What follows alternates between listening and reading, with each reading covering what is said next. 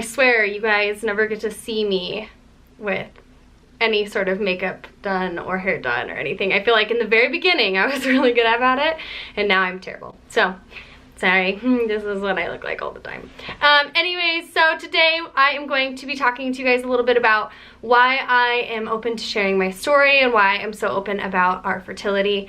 I feel like this has just kind of been on my heart a lot lately. I had some criticism recently from a friend about sharing my story, and everyone has their opinion, and that's okay. It really, you know, at the end of the day, it wasn't something that was so offensive to me, just because sharing my story gives me rest. So I just kind of wanted to explain why I like sharing my story, and not to be defensive for anybody. You know, at the end of the day, I share my story because of the reasons that I want to. So if you are excited about this, give this a thumbs up and subscribe to our YouTube.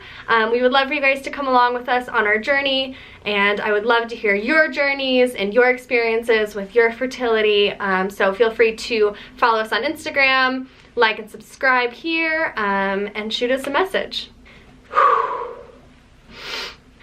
I wanted to talk a little bit about why we share our story, just for kind of my own sake. Sometimes I feel really insecure about telling our story, which seems so silly, because I continue to do it. But at the end of the day, I have my own anxiety as to why sharing my story or our story can be really stressful for me, I guess, just in general.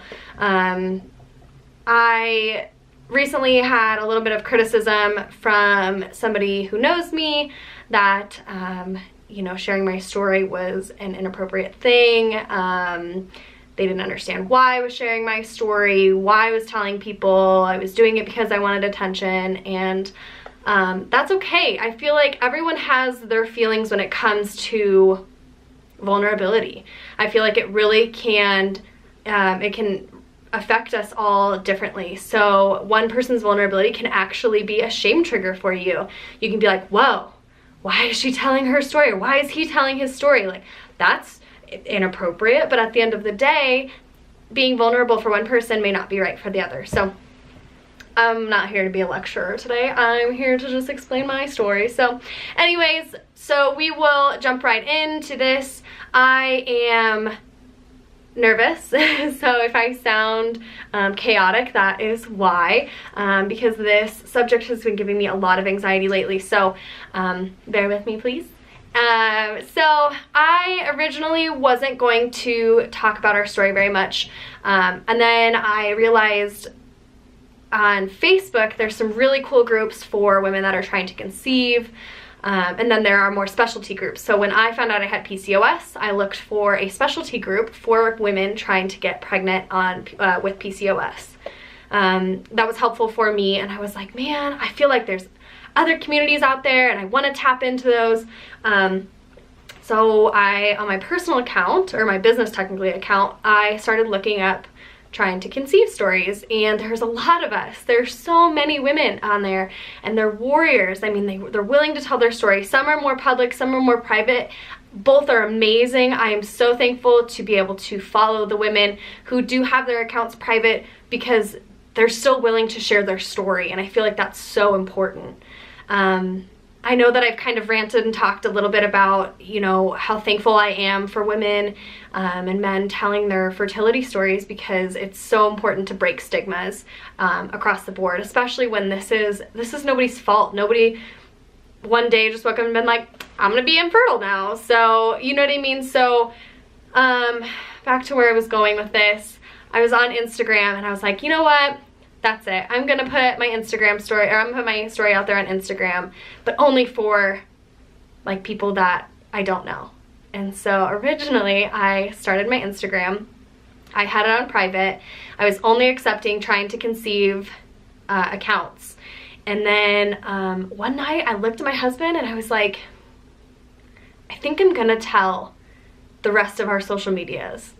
And I know it seems so silly because I feel like we get so caught up in social media, but it was so important in that moment to be honest with people that I know, because you know what, I guarantee you there are so many people out there that deal with this. And so I did. I opened it up, I put it on Facebook, I said, hey, we are going through infertility and we would love for you guys to come join our journey. And so a lot of you have, and it's really amazing because some of you have your own stories, you know, stories of your sisters or your cousins or your best friends or I mean, everything. And so that immediately made me feel validated, honestly, that I wasn't the only one. And I feel like that to me was priceless. When I was going through my HSG, all I wanted to know was other people's stories. But if people weren't willing to tell their stories, I would have never understood some of the processes that come with it, or people's experiences. I would have never known that because nobody really talked about it, you know? But now women and men are more open to talking about their infertility. For me personally, when I'm having a bad day or even a really good day, the first thing that I want to do is share it with you guys, because as a community we can love each other, we can hold each other in times of sadness, and we can also rejoice in each other's accomplishments and achievements in life. And it has opened my eyes to life. It seems really dramatic when I say that, but seriously, because there's not just trying to conceive stories out there. And I feel like we get so caught up in our own things, but there's so many other things that are going on with people. You know, I've actually had quite a few people who they're not trying to conceive at all. They don't have PCOS, nothing, but they were willing to tell me their story about Lyme disease or cancer or, you know, all these other illnesses that affect them that they don't get to talk about with a lot of people, because when you put out vulnerability, people are going to be vulnerable back. And I feel like that is so important, because we live in a world right now where we're not allowed to have feelings. Having feelings is bad, but opinions are fine. So I think that it's important for us to remember that we are human and we can have feelings and we can be sad and distressed about things that are going on in our life, and we should be able to talk to our community about that. So at the end of the day, I really am willing to share my story. My husband's really willing to share our story together and separate, because we have grown such a beautiful community and brought awareness for ourselves of the commonality amongst our community. I mean, 1 in 4 women have lost a baby.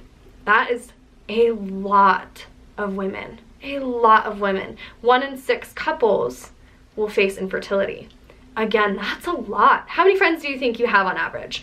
Maybe like 2 best friends, maybe like 10, maybe 12 friends, you know, whether they be acquaintances, family, whatever.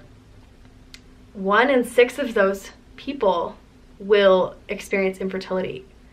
1 in 4 of your friends will experience a miscarriage or a child loss. And that, to me, is a really high number. And if we are not talking about it, then those women, those men, those families are suffering by themselves because they're afraid to talk about it, because they get criticized or people roll their eyes at them or tell them, you're just making it up, it's all in your head, or you're just saying that just to get attention. And at the end of the day, it's not. This is a very serious thing. This is a very common thing, and I feel like we have to just wrap our arms around each other and tell each other that we love each other. And so at the end of the day, for me personally, that's why I was able and willing to share my story. Having that conversation with my husband, I was like, you know, I think I want to put our story out there. And he was like, babe, I think that's a great idea. And I literally was panicking for like an entire week after putting it out there, because I was like, what if people judge us? What if they shame us? You know, all these things. And then at the end of the day, I'm like, you know what? Even if nobody else wants to support us, this is truly just a digital journal for myself, whether it be on YouTube or on Pinterest, or not Pinterest, Instagram. And if it can help anybody be willing to talk about their story, even in the slightest, even if it's one person, that's worth it to me. It's totally worth it to me. God has given us voices, and we need to use that, and we need to love each other and give each other grace and be empathetic, because at the end of the day, I hope and pray that nobody feels infertility, but unfortunately 1 in 6 couples will. So at the end of the day, I need to have a voice, and so do they. So that is a very long, elongated reason why, and a little bit of a rant in there, why we are willing to share our stories. If you want to share your story, we are always here. Feel free to message us. We will wrap our arms around you, give you so much love and encouragement, and put your reason below why you like being vulnerable, whether it be with fertility or with anxiety, anything. If you are vulnerable with something, I would love to hear your story. It doesn't have to be trying to conceive wise, it could be anything. So we would love to hear your guys' story. Again, give this video a thumbs up if you liked it, and we hope to hear your guys' story soon. Love you. Mwah. Bye.